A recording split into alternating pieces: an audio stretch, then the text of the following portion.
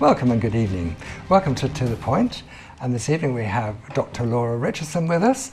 And Laura, welcome to the programme, and Hello, what are you Richard. going to be speaking about tonight? Today it's all thyroid, talking about the thyroid gland and how important it plays a part in metabolism. Well, there we go. So we can't wait for Laura to tell us all about the thyroid conditions. We're going to start with a short presentation about how actually energy is actually created in our bodies in the first place, and then Laura will be telling us how the actual energy is regulated in our bodies. So let's just start off with a presentation about the creation of energy in our bodies.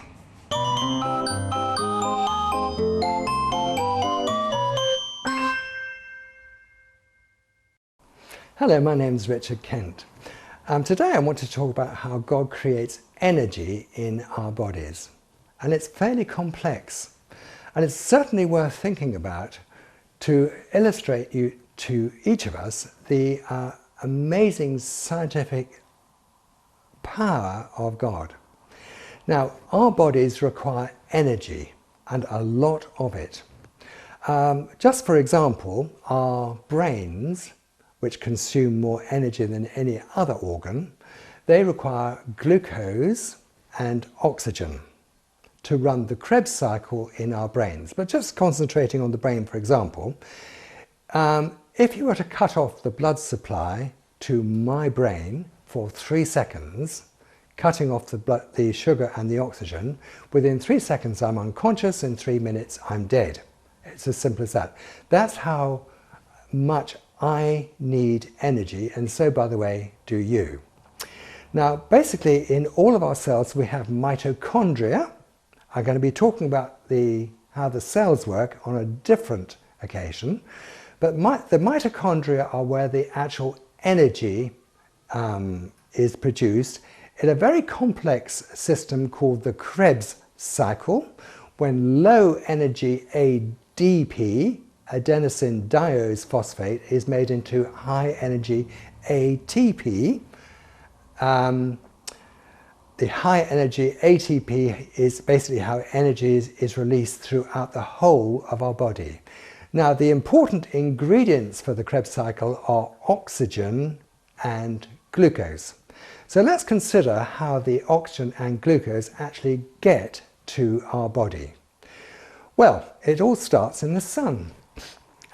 God has created the sun 93 million miles away. It's a nuclear fusion reactor. It's something we can't do.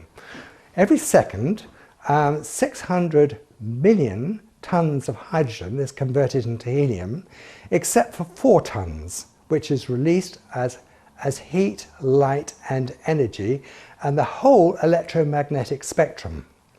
Now, the whole of the electromagnetic spectrum includes gamma rays and X-rays, and they would be very dangerous to our human bodies because they would actually damage our DNA and give us cancer. So God has very thoughtfully provided an ozone layer in the stratosphere to filter out the damaging rays so that we only see the visible spectrum. The light, in the form of photons moving in a waveform, comes down to planet Earth, and the first energy producing organisms are the plants and the algae with their amazing photosynthesis, which is truly supernatural. In the presence of sunlight, they convert carbon dioxide and water into oxygen for us and carbohydrates and sugar for us. The animals eat the plants and we eat the plants, and of course we eat the animals as well. So we get our energy indirectly via the plants, and the plants get their energy from the sun. We actually then inhale the oxygen, and our lungs are like 2 giant sponges, and the surface area of each lung is about the size of a tennis court. And our lungs, by the way, are kept open by a special fairy liquid, if you like, of God's fairy liquid called a surfactant.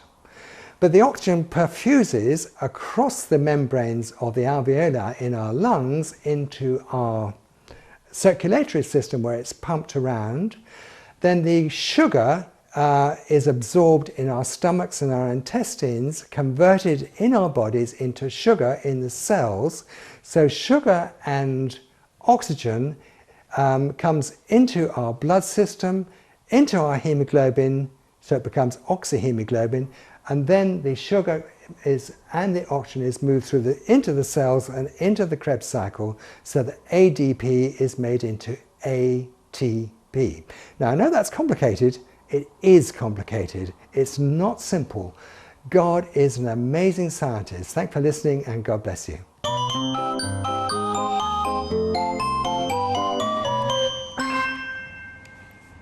Welcome back to the Point.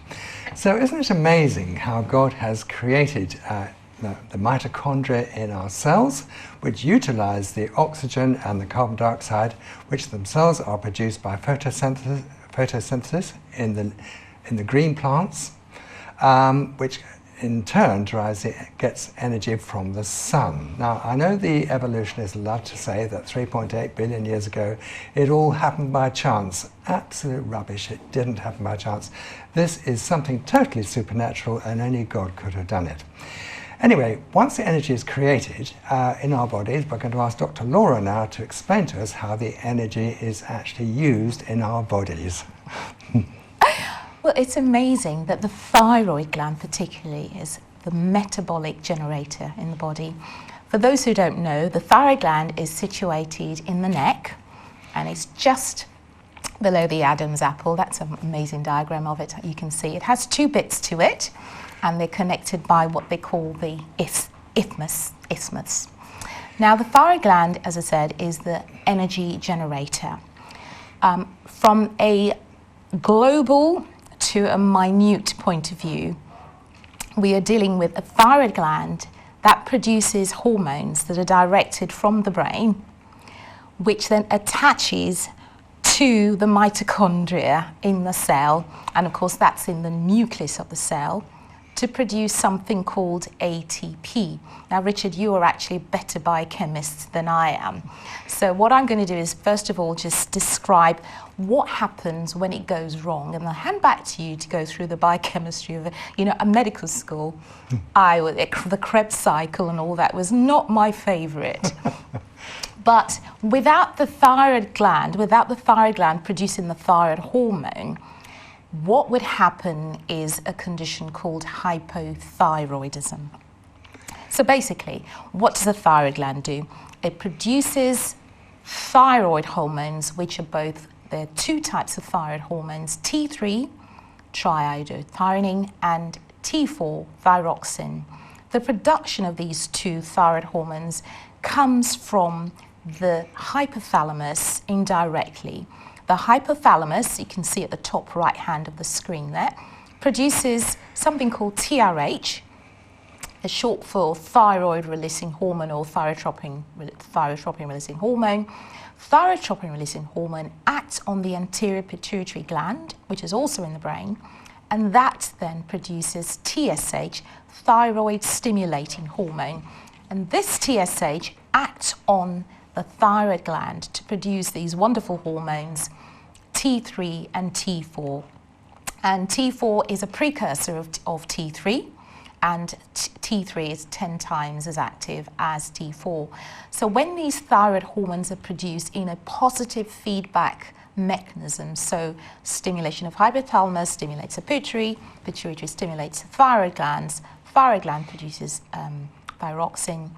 Thyroxine is then, these T3, T4 molecules are then released into the circulation, carried to various cells, and it's in these cells that they attach to the mitochondria in the nucleus to promote the synthesis of ATP, this wonderful adenosine triphosphate, which is important for all the energy and metabolism of every cell. So what happens when you don't produce enough thyroid hormones? You get the condition called hypothyroidism. And with somebody who's hypothyroidism, this poor Joe Bloggs there has hypothyroidism. His metabolism is slowed down. He's intolerant to cold because the generator, the respiration and metabolism is low. He has hair loss, he feels tired and lethargic, he's got very dry, coarse skin, his muscles ache, he has constipation, because everything basically is sluggish when somebody's hypothyroid. They feel cold, they feel awful, they feel tired, they feel they're bloated, they have what they call myxedema, and they basically just feel like no point in doing anything. Now that's what happens. The most common cause of this sort of hypothyroidism is actually an autoimmune condition called Hashimoto's thyroiditis, and where a person's body makes antibodies against the thyroid gland and stops the production of the hormones. The second excess, the other way, swing the bat the other way now, is hyperthyroidism. And if you remember that the thyroid hormones act on the nucleus, act on the mitochondria in the nucleus to make this amazing energy generating molecule called ATP. So when there's overproduction of these thyroid hormones, again, the conditions such as Graves' disease, which is an autoimmune condition, and causing the thyroid gland to stimulate excessive production of these hormones, the reverse happens, everything speeds up. They have diarrhea, they're trembling, their eyes become bulging because there's a lot of tissue developing in their eyes. They have menstrual irregularities, they feel really hot because basically the metabolism is going at a very fast rate. They lose weight. I mean, they complaining. A patient will come in complain of, I eat so much and yet I'm losing weight. They can't keep still, they're restless, their heart beats really fast. And so they actually feel anxious all the time because their heart's beating very fast, their blood pressure goes up, etc., etc., etc. It's a very, very unfortunate presentation for a patient when this happens. But thankfully, due to modern medicine, we can detect with blood tests, with scans, and provide the appropriate treatment for the person. Now, the thyroid function, when there is enough thyroid hormone produced, it acts as a negative feedback to the pituitary gland, to the hypothalamus, to reduce the production of the TRH and TSH. So they work in a seesaw effect, so that when there's enough TSH, there is a low free T3, free T4, and when there's too much of one, then there's too little of the other. And these can easily be picked up in blood tests, and this is really how a lot of diagnoses are made. So when these thyroid hormones are produced, what do they affect? They affect the cardiovascular system, they increase heart rate, they affect the respiratory system, they control the respiratory rate, they affect metabolism, increase of oxygen consumption, increase of glucose consumption, breakdown of glycogenolysis, increased protein synthesis, lipolysis, breakdown of fat molecules, increase the basal metabolic rate, and basically keeps everything at an even keel and an even balance. So a patient who comes in with any of these conditions will be diagnosed by blood test, and we'll check for the autoimmune factors, refer them to an endocrinologist for treatment. Normally, treatment can be initiated by the GP, but with the backup of an endocrinologist, because a lot of the time the conditions are autoimmune in nature and they need a fine balance, and some of them may need to have treatment for a long period of time, and some may need to have surgery or radioactive iodine to help to cure the problem. Hypothyroidism can sometimes be caused when a patient has been treated for hyperthyroidism and they've been overtreated, and then they go into a hypothyroid state. So how do you deal with hypothyroidism? You take thyroxine. People who are on thyroxine are able to get the prescriptions free because they're considered to have a deficiency, such as in diabetes. So Richard, that is a summary of general practice thyroid disorder. Iodine, of course, I didn't mention goiters, but I think the main thing we're talking about today is energy generation and how the basal metabolic rate is affected.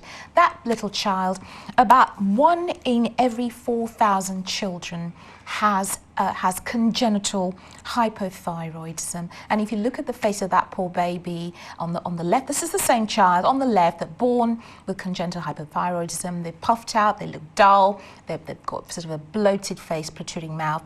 after treatment with thyroxine, there's the same old baby looking absolutely fantastic.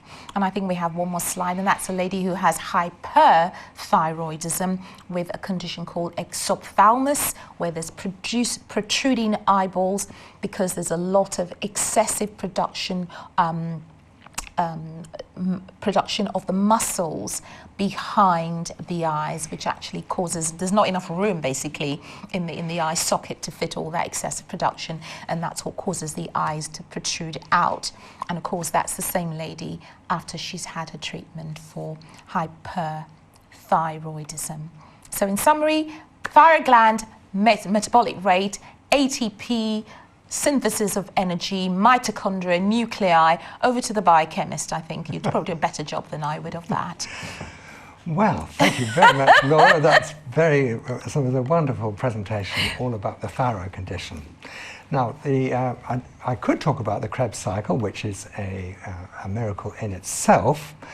When I was a medical student, which is a long time ago, all medical school students actually had to be able to write out the whole Krebs cycle, which took about 5 to 10 minutes actually to write it all out. But what I want to concentrate on is just the miraculous way that God has caused energy production in the mitochondria in our 100 trillion cells in all of our bodies, and then caused the thyroid to regulate our metabolism. Now, what I want to concentrate on is what's called irreducible complexity, because Laura very kindly showed us a slide early on which showed the negative feedback mechanism so that the body regulates metabolism. If you can think of the thyroid as the accelerator on a car, if you like. If you press the accelerator pedal too hard, I'm just trying to make it simple, basically your body over revs and your pulse rate goes up and you breathe too fast and you metabolize glycogen into glucose too fast and all the rest of it. But if it goes the other way, in other words, you're not pressing the accelerator hard enough, then the car is slow and sluggish and doesn't respond properly and all the rest of it. And that's hypothyroidism. Now, what Laura described so well is this negative feedback and the irreducible complexity. Now, the evolutionists, I keep coming back to these idiots, frankly, called the evolutionists, who think that this very, very delicate mechanism of controlling the metabolic rate in our bodies, so that our temperature is controlled in a very narrow band.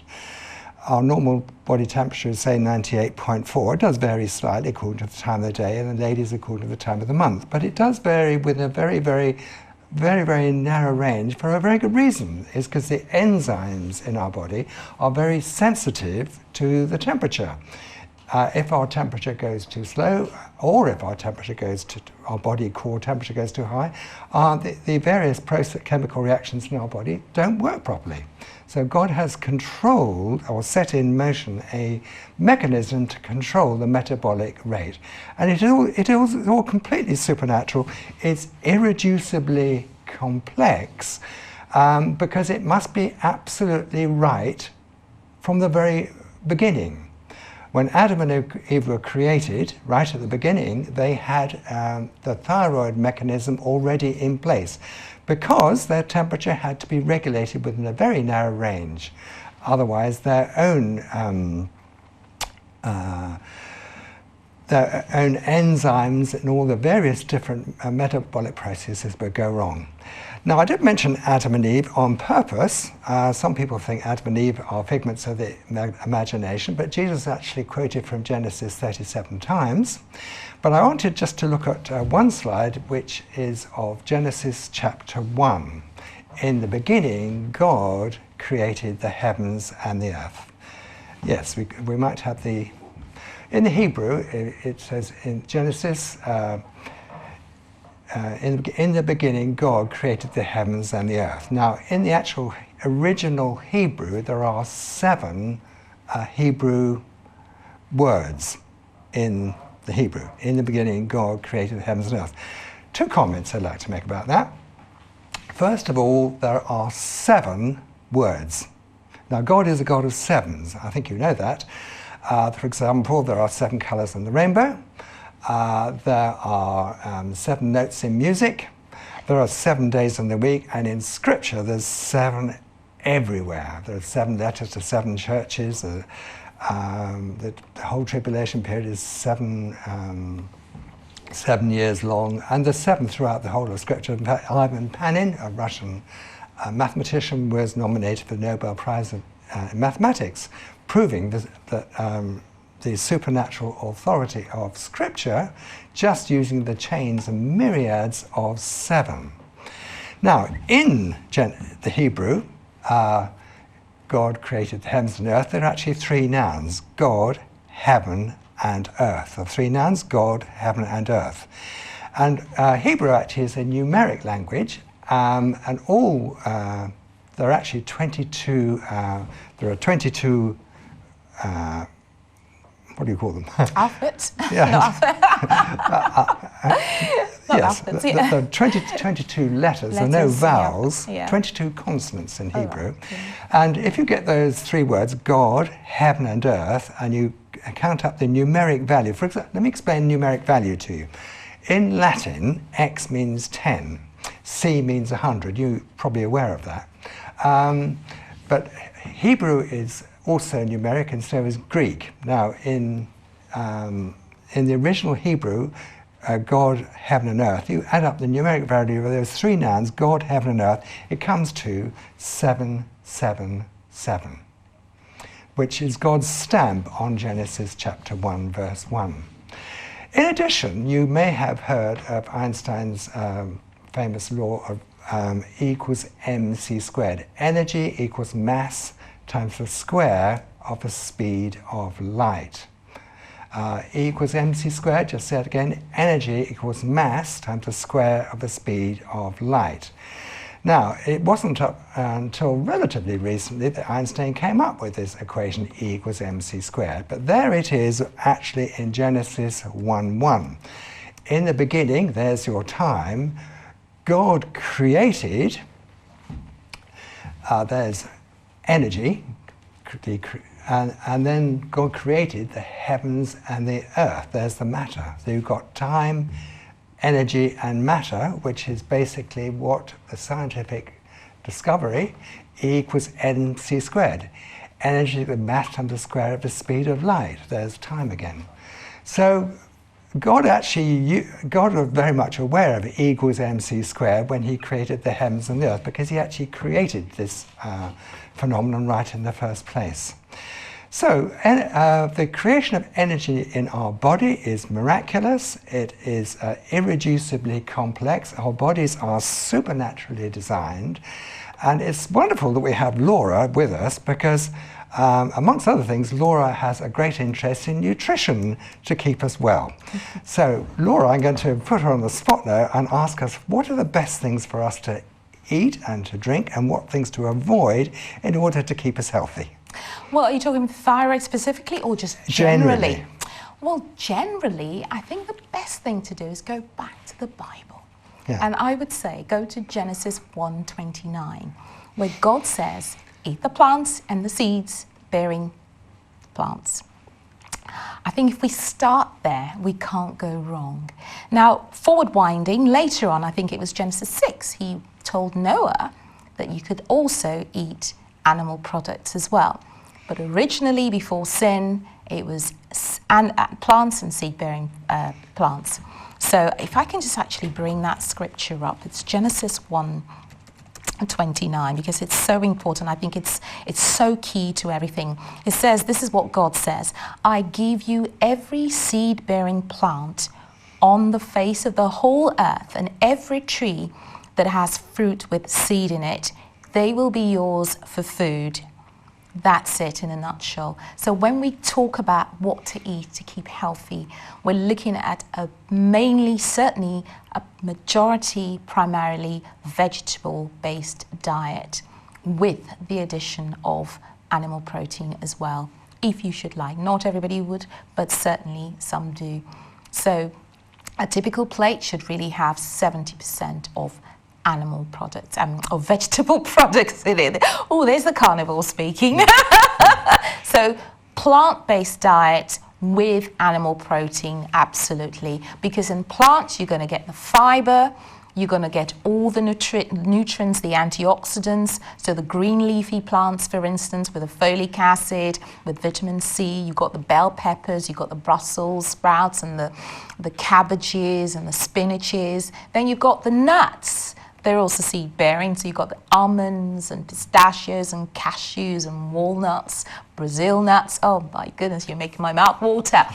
Then you've got the fruit as well, and you mentioned the berries, which are very high in antioxidants. Certainly you've got the vitamin C rich foods as well, avocado pears, high in something called glutathione. So you've got the grains. The grains, we have to be careful with the grains though, because a lot of them have been refined. So instead of having, wheat-based products, people buy the white-based products with all the bran taken off it. It's important that if you're going to have whole grain, that you have all whole grain in its natural form. So things like brown rice and brown grains, not the white, bleached or processed versions. And certain things like quinoa. Quinoa is very popular these days. It's a protein-rich food which you can have it like rice, which is very, very nutritious. So nuts and seeds. Green leafy vegetables, fruits, the berries, the vitamin C rich, all the colours, the reds, the purples, bell peppers, you get them as reds and greens. And of course, you can have your animal protein as well. I mean, God says you can, so we've got the salmons and the turkeys and the chickens without the skin, etc., etc. A balanced diet, but certainly one that's primarily based on vegetables. And don't forget your omega-3 fatty acids. I've already mentioned oily fish and nuts and seeds as well. And certainly, I mean, what do you have for breakfast, Richard? I tend to have a pretty basic, oats and berries and nuts and seeds and bung them all together, and that's exactly what I have too. That's what you have as well. Well, there you go. But interestingly, though, talking about thyroid, just coming back to the thyroid function. Be careful, of course, because we have some iodine-rich foods as well, so make sure you get right balance. You have salts that contain iodine as well, so make sure you have some of that. Well, bless you, Laura. Thanks for giving us a wonderful education. Do contact us if you'd like to the point at revelationtv.com. You'll come straight through to Laura and myself. Thank you for joining us. We're here at 8:30 every Monday evening on Revelation TV, and we have the wonderful Dr. Laura, who's a practicing GP, to educate ourselves, especially me, all about what's current in general practice. If you have any questions, write to the point at revelationtv.com, and we'll be here every Monday evening, 8:30, to bring us up to date with general practice and also talk about how wonderful God is. Thanks for joining us, and God bless you.